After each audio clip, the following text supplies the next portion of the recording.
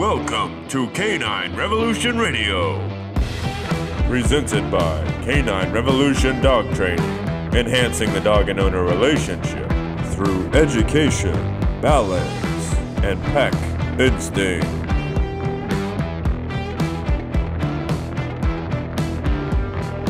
Hey everybody, Chad here with another episode of Canine Revolution Radio. We got Kevin and Chris today, as usual, and I got one arm. So today we're going to be talking about. Are you going to elaborate? What happened to your arm? Well, what happened was my buddies here, Chris and Kevin, wouldn't help me pick up a treadmill. I was not even in there. And it ripped my bicep.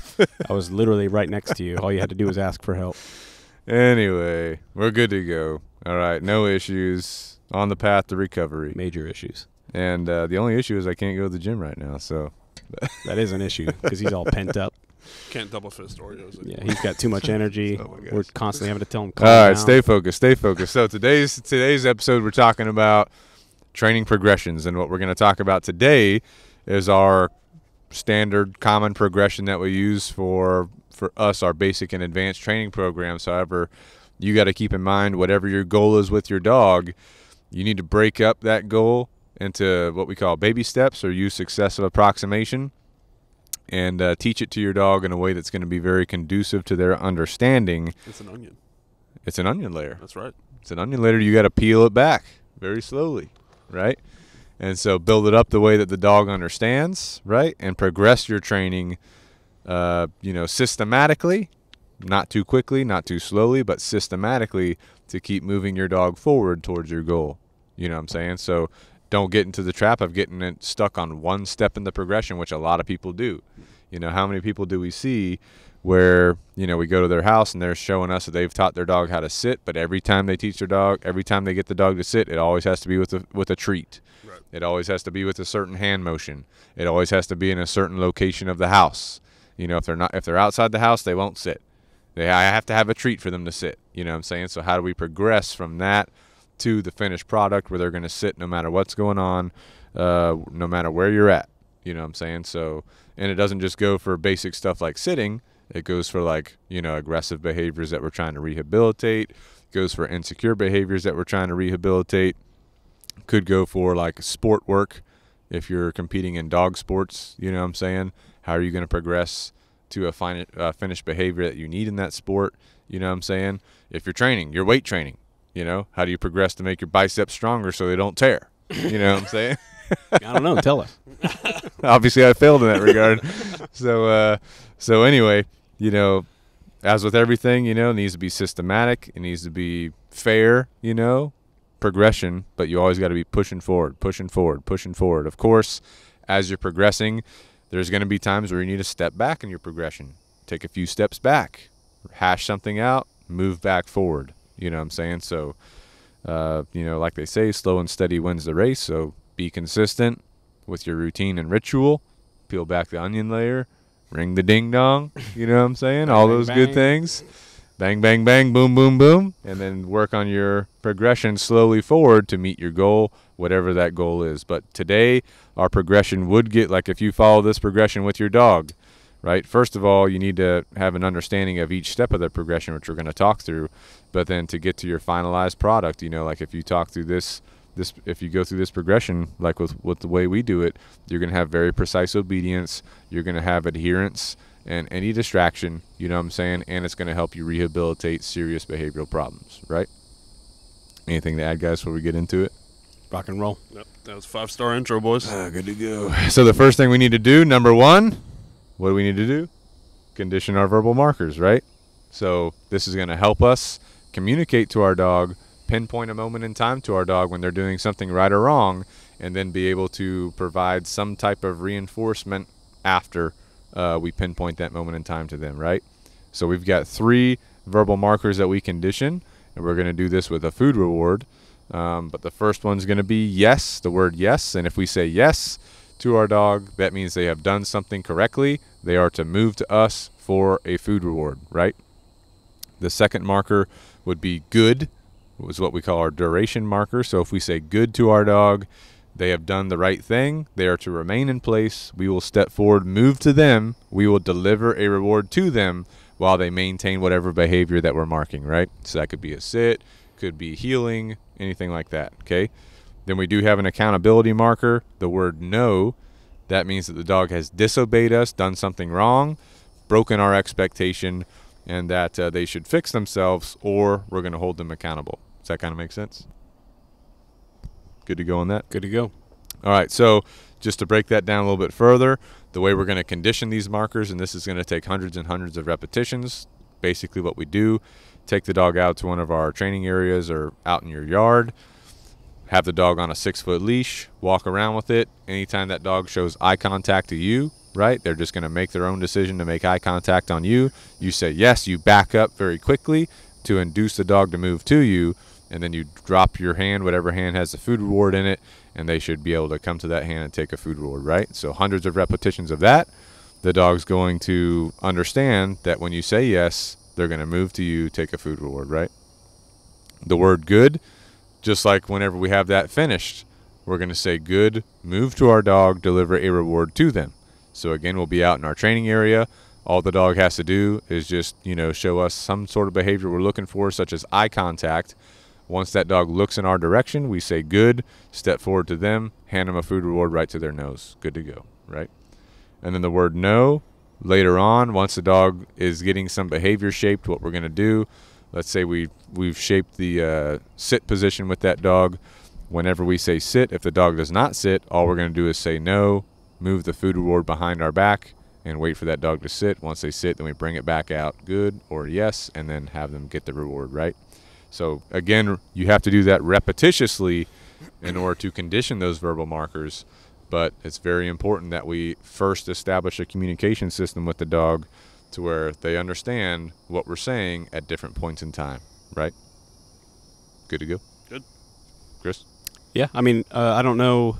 So timing would be definitely important here. Is this something? Am I jumping ahead? Are you good? Okay. I didn't get a script, so. Yeah, you don't need a script. But yeah, timing, when we're talking about marking behavior, timing is very important. So we always say consistency and timing. And we've talked about this before in previous podcasts, but let's say we are training a sit, for example, and our dog's butt hits the ground. That is the moment you want to mark that behavior and deliver your reward, right? We don't want to wait till that butt hits the ground, we deliver it, then we're stumbling, we take 30 seconds to get our food reward, and their butt's already come up off the ground, and now our timing is off, and you're never going to achieve that communication system unless you're consistent and your timing is good. Good to go. All right. The next thing we want to do is build engagement and focus. So engagement is a dog building sustained focus on the handler despite what's going on around them, right? So if you ever see someone, or if you ever see one of our videos, we take a dog out to a training area or out to a distraction area, and that dog is looking at us, making very strong eye contact with us. That is engagement. That's what it looks like. And the reason why engagement's important, why it's number 2 in the progression, is because we need engagement in order to teach our dog more precise behaviors or more desirable behaviors, right? If our dog's not wanting to focus on us, not wanting to pay attention to us, it's going to be very difficult, next to impossible, to effectively teach that dog what they need to know, right? And you're going to see dogs out there with trainers that they're actively avoiding that trainer, right? So that trainer's not establishing engagement. This is not something that a lot of people do, unfortunately, right? But for us, it's critical. It's the backbone of our progression. And there are going to be certain times within the progression that we go back and do more engagement work, no matter what step of the progression we're on, just to keep that very strong as throughout our entire progression process, but also the life of the dog. There's nothing better than taking your dog out to distraction. Your dog's walking nicely on a loose leash next to you. Dogs and people are, not people, but dogs are lunging at your dog, snarling at it. Sometimes people will lunge People are at doing you. that, trying to pet your dog. Your dog is just hanging out with you, doesn't care about all these distractions. They're doing what you want them to do, and that's a result of good engagement, right? So the key here is, number 1, when you're building up your engagement, the dog knows your communication system. And then number 2, you build up what are called reward events. And a reward event is simply an interaction between the dog and handler that both find enjoyable, both find exciting, right? Make sure Lexi was Lexi, on point with that one. All right, Lexi, one of our apprentices, she hammered that terminology out pretty good. So, so reward events, right? Very, very important. right? We definitely need to, Ben, put this on a note. We need to have a video on developing reward events if we don't have one already on our YouTube so people can see that. Probably with Lexi, since she's the reward event expert, right? Mm-hmm. So, again, reward events, very important. It's that interaction between you and your dog that you both find enjoyable, that you both find exciting. So, for example, we take a dog out to our training area. They either look at us on their own or we can say their name. As soon as they make eye contact with us, we say yes. We run backward. They're chasing us to get the food or the toy out of our hand. All of a sudden, we run a different direction. So now they're playing a game of chase real quick, instigating some prey drive. Very fun for the dog, very engaging. And then we deliver a reward to them, right? So that it's more about the interaction with you than the reward itself that's building up that engagement and that focus, right? And you'll see a dog that has multiple handlers, different people working that dog in the same situation, but that dog is definitely tuned into more to one of those handlers than the other. And why is that? It's because that one handler has spent more time building up reward events, building up engagement with the dog than the others. Sure, the dog might perform for the other people, but it's not going to perform the same as it would with that one handler that does more engagement, right? More engagement work, more focus building work, has developed their reward events than the other handlers. You know what I'm saying? You guys have anything to add to that? That's number 2 of our progression. No, yeah, I mean, it's just, we use it all the way through. Pays off in distraction work. Yep. Makes it very, very motivating, get the dog to work for us. Yeah. And obviously we want to expand on those levels of motivation. So ultimately when we ask our dog to do something, we want them to want to do it, you know? So utilizing engagement, definitely why we do it so early on is so important to the process as a whole. Yeah. Then the other thing, too, is like, at certain points in training and in rehabilitation, a dog is going to get stressed by something, Could be stressed out by like a trash truck dumping a dumpster. Yep. Could be stressed out by the amount of people that are at a farmer's market, Or right? a pole. Or that too. So like with that being said, you can use engagement once you've laid your foundation in your normal training area. Like Kevin said, when you go out to distraction, if your dog's a little bit stressed out, you can jump into an engagement session with your dog to, number 1, de-escalate their level of stress, and then just continue to develop that dog's confidence and focus on you, which is going to help everything in the long run in your progression. You know what I'm saying? So, good to go. All right, step number 3 in our training progression is going to be working on leash pressure, right? So, leash pressure work is going to be essentially desensitizing the dog's opposition reflex when applied via the leash on the dog's neck. So, what is opposition reflex? In the situation of a dog, it's when you put tension on a dog, like with a leash and collar, and the dog pulls against the leash, right? So let's say you got a puppy, put a slip lead on it, slip lead gets tight because the puppy's just walking around, puppy feels that tightness, they're pulling hard against you, away from you, right? That's opposition reflex. That's natural in all mammals, right? If I were to push Chris right now, his natural tendency would be to provide opposition to my force of pushing him. Right, I can only do it to Chris because this arm is immobile. So you know what I'm saying. It looked like you were moving him there for a second. He's like going with it. Well, he's conditioned. He's done the him pressure work with me, and so now I go with it. So, but opposition reflex, right? Leash pressure. So like, let's say we put a leash on a dog. Their natural tendency is to pull against the leash, against what we're doing. So we want to desensitize that. How are we going to do that? Well, we can do it, number 1, because we've already conditioned our verbal markers, so the dog knows our communication. And then number 2, we've established engagement, so our dog wants to learn from us. So all we do is we put our training collar on the dog, which could be like a choke chain, pinch collar, martingale collar, it could be a flat collar, could be a slip lead. It literally doesn't matter. Whatever training collar you decide to use, put a leash on the training collar. You pull gently you pull on your collar in one direction, right? Could be behind the dog, could be in front of the dog, and you wait. Gentle pulling. You want very light tension on the dog.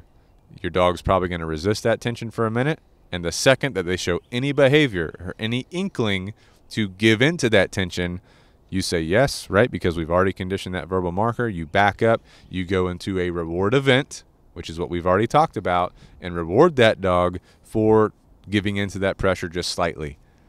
And you repeat that repetitiously hundreds and hundreds of times, and you build up that response to where you gently pull into the leash and the dog is instantly moving in the direction of the leash and walking very nicely in the direction of the leash, right?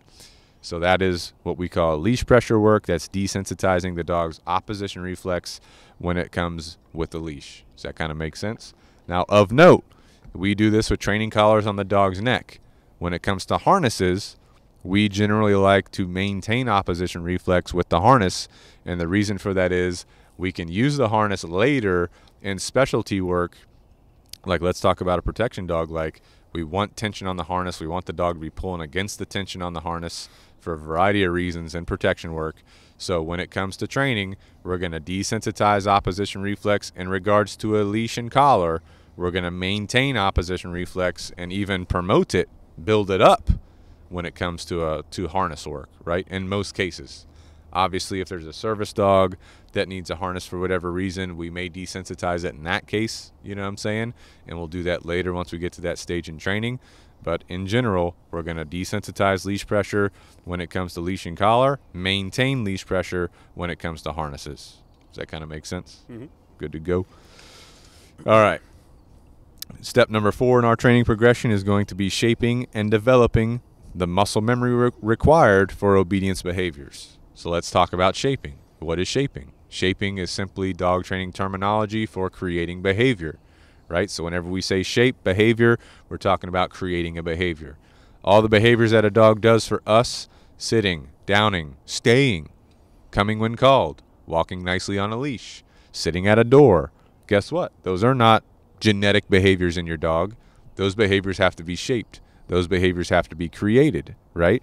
So step number 4 in our progression is developing the muscle memory needed for obedience behaviors. Why do we have to develop muscle memory, you ask? Well, the reason for that is the dog is a nonverbal being, right, that doesn't reason like a human does. We have to clearly communicate to them and teach them in black and white what we expect. Their body's not used to sitting, right? When we say sit, their body doesn't know how to move into a down. We say down. That is all stuff that we have to teach them. That's all stuff we have to shape. Does that kind of make sense? So in this step, basically, we're using a food lure, and a lure is just using food in our hand to move the dog's body around. So we'll put food in our hand, show it to the dog's nose. The dog will start to follow the food in your hand because of hunger drive, and then we'll manipulate their body into different positions by moving our hand up or down, for example. We move our hand up, they're going to sit. We move our hand down towards the ground, they're going to down, right? Some of this is easier in some dogs than others. Am I right? Mm-hmm. Right? Some dogs, this is a challenge.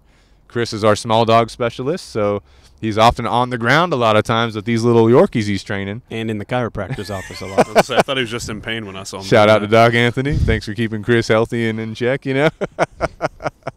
But, you know, you're going to have to lure and show these dogs these different positions, how to manipulate, how to move their body, how to get comfortable doing this, and that's what this step of the progression is for. Now, once your dog becomes fluent in this and your lures become very easy, the dog's laying down very easily, they're sitting very easily, they're coming when called very easily, then we can progress into the next step, right? But your focus on step number 4 in our progression, developing the muscle memory, is just showing that dog, hey, these positions that we're showing you you're going to move your body into, right? No big deal. Nothing wrong with that, right? Just new behaviors we're learning. Just like when, you know, I don't know an example, but like a kid riding a bicycle, right? That's something that the parents have to teach the kid, you know, and you got the training wheels, then you take the training wheels off, the parents running with the child, you know, keeping them stable. Same thing, right? You're just teaching that child how to move on that bike. Same thing with the dog. You're teaching the dog how to lay down, teaching the dog how to sit, so on and so forth, right? Good to go? Good. I'd say repetitions are your friend here. Repetitions are your friend. You know, I see a lot of times. Well, I guess I'll see 2 sides. Either somebody will get stuck in this phase, or there not enough repetitions are done. A lot of times you get a sit or 2, and like, boom, got to, you know, good to go on a sit. I took a puppy class or whatever. We got a couple sits out. Yeah. This takes a lot of repetitions to build this muscle memory. Yep, and that's what you just said is the key. Is like people are getting they want it now. Yep. They want it quick, right? That's the issue with culture these days. Is you want things too quickly. Yeah. You cannot rush this process with your dog. It makes it way better in the long run if you just crank out your repetitions. I would say this is one of the most important steps when you're talking about obedience work, because just like getting that dog comfortable with that position, right, with your lures, critical, you know. But then, like you said, Chris, people get stuck at this phase. They don't know how to get out of this phase. There's going to be several ways that you get out of this phase by fading, right? Fading is the elimination of help in your training, but you're going to fade your lures, right? Might use the leash to help you out, right? So you're going to have to use different methods with your dog, and this is where experience comes in. This is why, organizations like ours exist, because we have the experience with so many dogs that we can easily troubleshoot what does this dog need to help them fade away these lures and get out of this muscle memory phase, right? And proceed from there, okay? But step number 5 in our progression, the next step is when we're going to put these obedience behaviors on cue or on command, verbal cue, right? Believe it or not, verbal commands are harder for a dog to maintain than physical commands, right? So people are always thinking that hand signals are cool. They are cool, right? Very cool when you give a hand signal, your dog does that. That's actually very easy for your dog to interpret. It's more difficult for your dog to be conditioned to a verbal cue and maintain that conditioning, right? So basically, in this step of the progression, step number 5, we're going to be saying our commands, such as sit, and then luring the dog. We're going to say the command, we're going to pause, and then we're going to lure the dog into a sit because they're already familiar with that muscle memory. And what is that doing? That's classically conditioning that command or that cue for that specific behavior set. Does that kind of make sense? And then we're going to fade the lure. As we go through repetitions of this, we're going to fade the lure, and then we're going to start to use the leash to help us into, because we've already done the leash pressure work, we're going to use the leash to help us fade out that lure, maintain the behavior, right?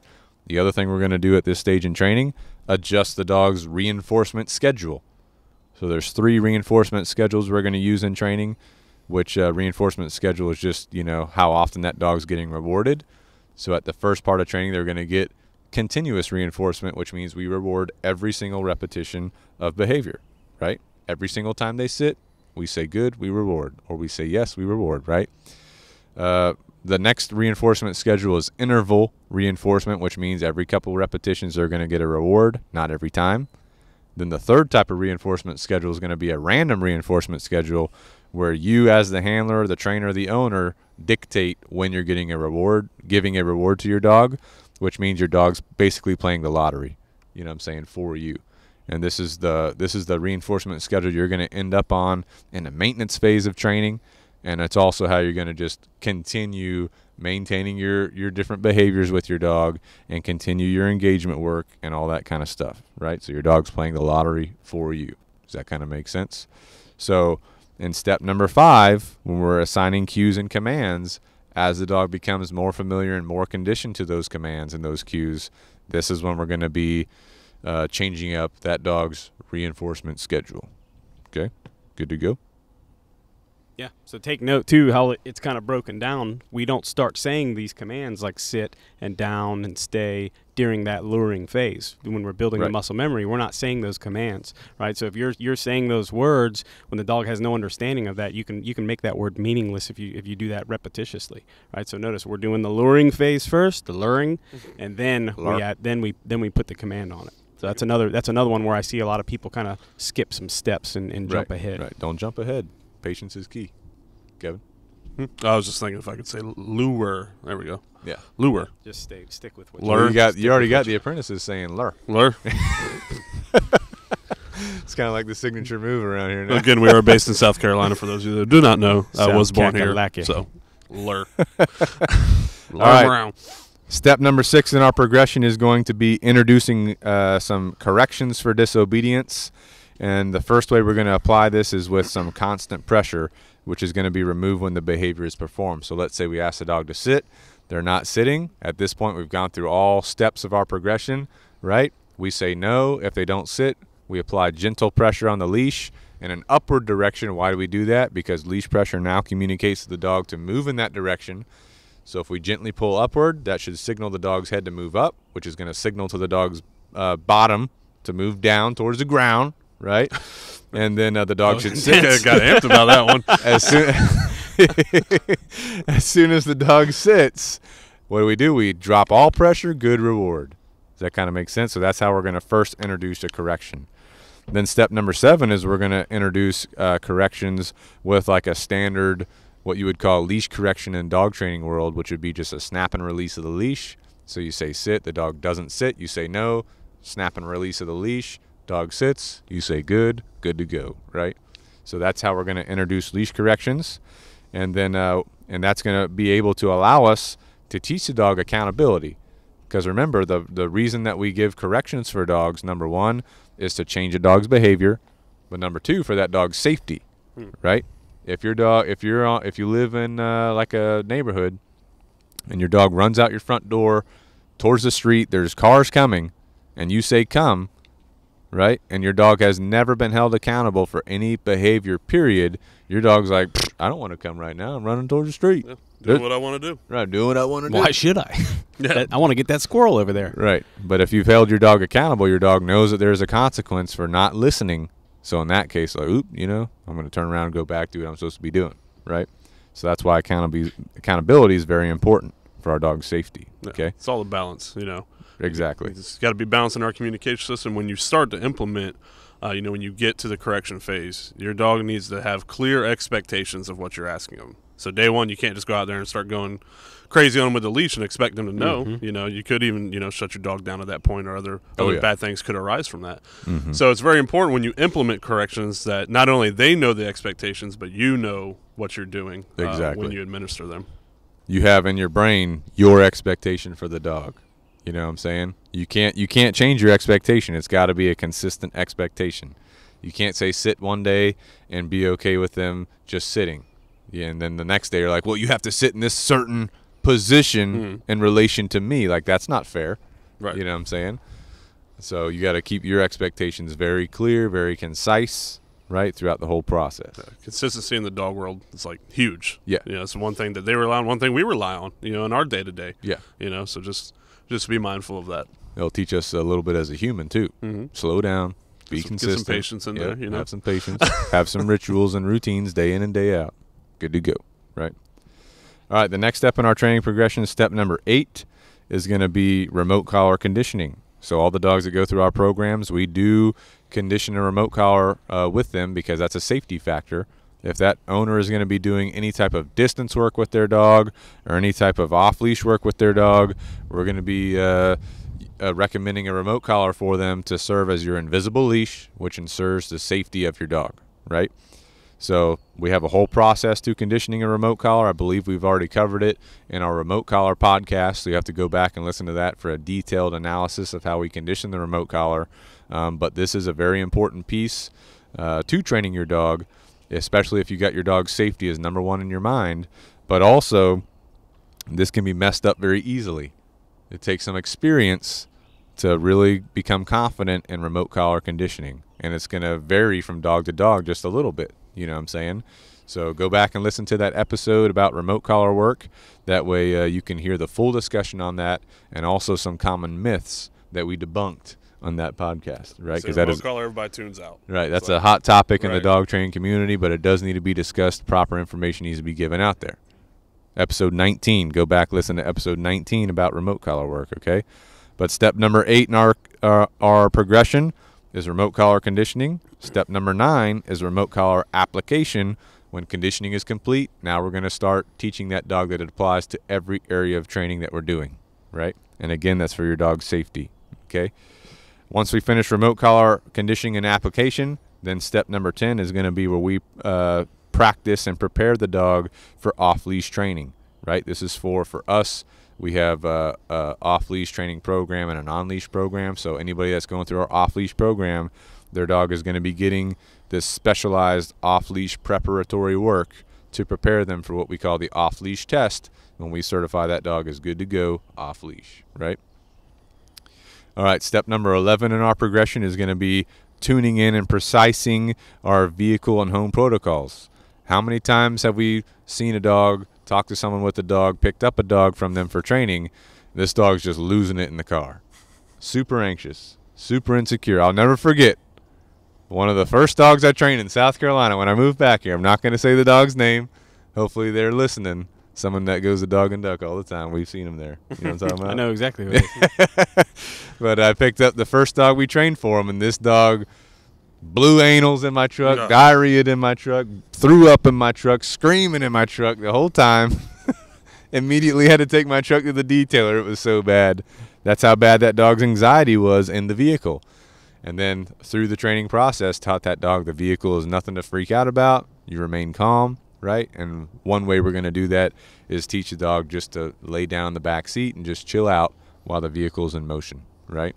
So vehicle and home protocols, that's a whole section of our progression because we're going to make that stuff very precise. How to move in and out of doors, how to behave in the house in like a spot command or a place command, right? How to behave around countertops. We got a lot of dogs that know in their past they're conditioned to jump on counters, right? We gotta teach them that's no longer acceptable. Doorbells. Right? Doorbells, jumping on people that are walking in, all that kind of stuff. We're gonna precision that out, right? So that's that step in our training progression. We're focusing on that stuff.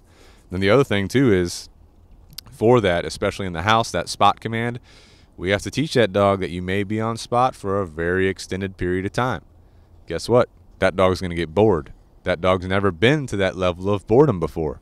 So getting them to that level of boredom and extending past that, teaching them that, hey, even if you're bored, you're going to have to stay here until your mom or dad says it's okay to get up. That's very important, very critical part of training, right? So we're going to be hashing that out. Step number 11 of our progression, vehicle and home protocols. Chris, you had something to add? No, just scratching my nose. Looked like you had something to add. No, All right. no. All right. Step number 12 in our progression is where we focus on socialization work. So socialization is providing the dog with positive experiences in close proximity to new people, places, and things. Going to be taking the dog to various places, performing some engagement, doing some reward events, helping that dog to have a very good experience wherever it goes, right? And this is going to apply for grooming, handling, vet handling, all the above, getting used to those types of situations and scenarios, right? We do have a podcast episode on this as well. So you can look that up. That deep dives into socialization, how we do it, what to be looking for, what should you be thinking about, right? We also have, it's episode 3 of our podcast. And then also we have a couple YouTube videos that are demonstrating this. And if you're one of our alumni, if you're part of our alumni portal on the website, if you've signed up for that, we have a full video that details a couple of our socialization sessions where basically Ben's just following us around. And we're talking through why are we doing this in a socialization session? What are we looking for, right? So that's very important for any dog, for the life of the dog, socialization work, which we focus on, number 12 in our training progression, okay? And then number 13 in our progression was where we're going to actually do the off-leash tests, just proof everything off-leash, run the dog through various scenarios, make sure that they're responding appropriately off-leash in a safe environment, and then progressing that up from there. Okay. Step number 14 in our progression is what we call distraction work. And this is where we generalize all training in a variety of locations and we proof all obedience in all locations. So this is where we take the dogs to parks, water parks, splash pads, the beach, the pool. Well, you can't go to the beach. It's summertime. Dog and duck. Dog and Dog and duck. duck. Farmers Farmers markets. CC's You can't you take can't. them to CC's. You can't- can't take that's them to CC's. for us socialization. But you get the idea, Lowe's, Home Depot, you get the idea. We're taking the Tractor Supply. Good place. Oh Love yeah, Tractor one of my Supply. favorites. Food truck truck festival. festival. Can't beat it, And Page's Okra Grill, good to go. Bad Daddy. Mm. Fuji. Get a little hungry. What are you guys All doing right, for dinner? So anyway, distraction work. You're taking your dog out to a bunch of different places. You're proofing your obedience work, right? You're generalizing your training. That way your dog understands no matter where you go, your expectation remains the same. And their behavior should be the same, whatever you request of them, okay? I don't know how many times I've gone somewhere, they're getting drug around by their dog's barking at everything, growling at everything, lunging at everything. If it sees somebody, it has to run over to them. If it sees a dog, it has to run over to them. Your dog should be chilling, hanging out with you, very obedient to what you ask them to do, maintaining a calm, confident, relaxed mindset no matter what's going on around you, right? So that's the purpose of distraction work, right? Anything to add? As you can tell, Kevin, he really likes the food distraction situations. Actually, you did a whole podcast on places to go with your dog for food, didn't you? Yeah, we time for an update. need to update the list. You know, Dave wants an updated list. He's been asking for it. Dave's fancy now. He likes to go downtown. He likes going downtown. Downtown Somerville. Good to go. He does like it. Dave, if Off you're the listening. chain sandwich up. What? Off the chain. Off the chain. Off the chain's very good. But Dave, if you're listening, we'll get a new episode going for you here pretty soon, buddy. All right. And then our last couple steps to our training progression for us, just because, you know, we're training dogs for people, for families, right? Our last couple steps are going to be training the owners, right? That's good. For us, it's going to be taking that dog home, getting that those owners prepared to transition that dog home, preparing them for that with also training update videos twice a week throughout their entire time their dog's with us, and a training handbook that details everything their dog did in training. The return session is going to be about 1 to 2 hours of training at their house, because we're taking longer. Sometimes longer, 4 hours, 5 hours. As long as it takes. That's right. As long as it takes for us to get the job done. You know, 24 hours. I've stayed the night at a couple. I've had requests multiple times. What? Yeah, just stay here. Yeah, I've had that too. I'm like, well, if you got weights and food, I'm good. You know, You feed us, give us a room, good to go. That's all we high need. value reward goes, you know, Yeah. a long way with us. Box as of well. pizza, you got me for 24 hours. last time I took a dog home to Atlanta, you know, because we do train dogs from all over the country, I did a 5-hour follow-up, you know, then drove 4 hours back home in Atlanta traffic. Good to go. Should have got a hotel. Got some Chick-fil-A, actually. You can't. Don't they have a cheesecake factory down They there? do. Wow. I totally forgot about that. They got a Reese's You just cheesecake. you That wasted stuff's a really trip. good. Well, you were so hell bent on not staying down there. You know, Yeah, I'm yeah. not staying the night. Yeah, I'm not staying there. I got to come back to the HQ. You know? Might be time for another follow-up. And then, you know, last time I trained a dog from North Carolina, went up there. That was a 6-hour return. Whew. And they took me out for some pizza after. Oh, yeah. You know? That's Good the way to to go. Chad's heart right there. A high-value reward there. Yeah. Then I was fighting traffic getting all the way. That was a 4 hours back, too. Falling asleep because of the pizza. That was some good pizza. Anyway, shout out to our clients that are all over the country doing what they do. You know, we talk to these people regularly, and they're doing great work with their dogs. So if you guys are listening, appreciate your support. But that return session is critical, you know what I'm saying, to help that owner sync with their dog initially and start that transition period.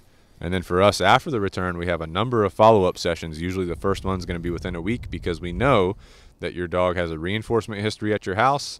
You as the owner are getting used to and adjusted to your dog with these new training protocols at your house, so it can be a little bit overwhelming. So we come back, make sure everything's good to go, tune in anything, and then your follow-ups after that, we can just continue to tune in behaviors, make sure everything's good to go. So that, from A to Z, is our training progression, right? And again, this may be adjusted a little bit for each dog that's coming in. For you with your own dog, you may use certain pieces of this, you may not use certain pieces of this, right? And then if you're doing any type of specialized work, specialized rehabilitation, right? Insecurity, anxiety, aggression, dominance, right? You may have to add steps to this, remove steps from this, things like that, you know. Then if you're doing specialized work like, you know, protection sports or service dog work or emotional support animal or therapy work, anything outside the normal realm of like obedient dog stuff, that's going to take different progressions to get from A to Z. You know what I'm saying? So whatever you're working on with your dog, have your goal in mind, figure out what your goal is, have it in mind, and then build a progression that's going to get you from point A to point B, teaching your dog in an appropriate, systematic way how to achieve your goal. Does that make sense? Good to go? All right. Well, we appreciate all you guys. Appreciate the listeners out there. Thank you for your support. Feel free to drop us some comments if you're watching this on YouTube or on one of our social medias.